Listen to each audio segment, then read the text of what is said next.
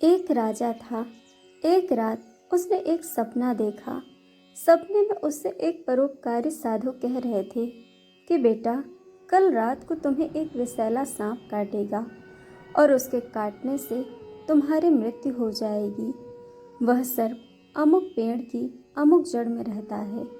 वह तुमसे पूर्व जन्म की शत्रुता का बदला लेना चाहता है। सुबह हुई, राजा सोकर उठा।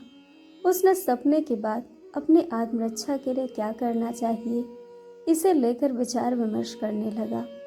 सोचते सोचते राजा इस निर्णय पर पहुंचा कि मधुर व्यवहार से बढ़कर शत्रु को जीतने वाला और कोई हथियार इस पृथ्वी पर नहीं है।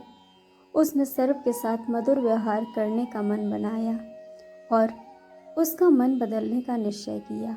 शाम होते ही राजा ने उस पेड़ की जड़ से लेकर अपनी शैया तक फूलों का बिछौना बिछवा दिया, सुगंधित जलों का छिड़काव कराया, मीठे दूध के कटोरे जगह जगह रखवा दिए और सेवकों से कह दिया कि रात को जब सर्प निकले तो कोई उसे किसी प्रकार का कष्ट पहुंचाने की कोशिश न करे। रात को सांप अपनी बांबी में से बाहर निकला और राजा के महल की तरफ चल दिया। वह जैसे आगे बढ़ता गया, अपने लिए की गई स्वागत व्यवस्था को देखकर आनंदित होता गया। कोमल बिछौने पर लेटता हुआ वह मन भावनी सुगंध का रसास्वादन करता हुआ जगह जगह पर मीठा दूध पीता हुआ आगे बढ़ता था। इस तरह क्रोध के स्थान पर संतोष और प्रसन्नता के भाव उसमें बढ़ने लगे और जैसे जैसे वह आगे चलता गया वैसे वैसे उसका क्रोध कम होता गया। राजमहल में भी जब वह प्रवेश करने लगा तो देखा कि प्रहरी और द्वारपाल सशस्त्र खड़े हैं, परंतु उसे जरा भी हानि पहुंचाने की चेष्टा नहीं करते। यह असाधारण से लगने वाले दृश्य को देखकर सांप के मन में स्नेह उमड़ आया।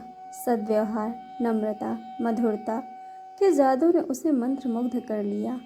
वहां वह राजा को काटने आया था, परंतु अब उसके लिए अपना कार्य असंभव हो गया।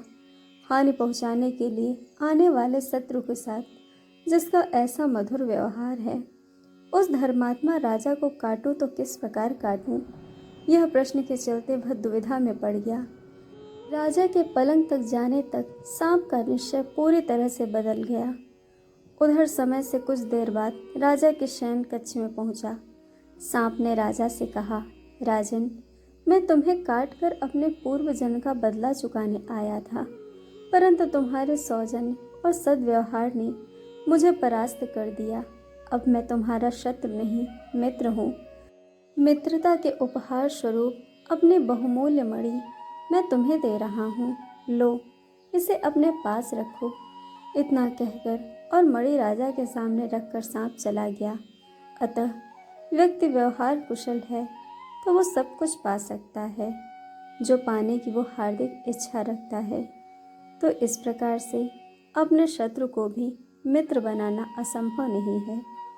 दोस्तों, आपको कहानी कैसी लगी यह हमें कमेंट करके ज़रूर बताइएगा और चैनल को सब्सक्राइब, वीडियो को लाइक शेयर करना बिल्कुल मत भूलिएगा।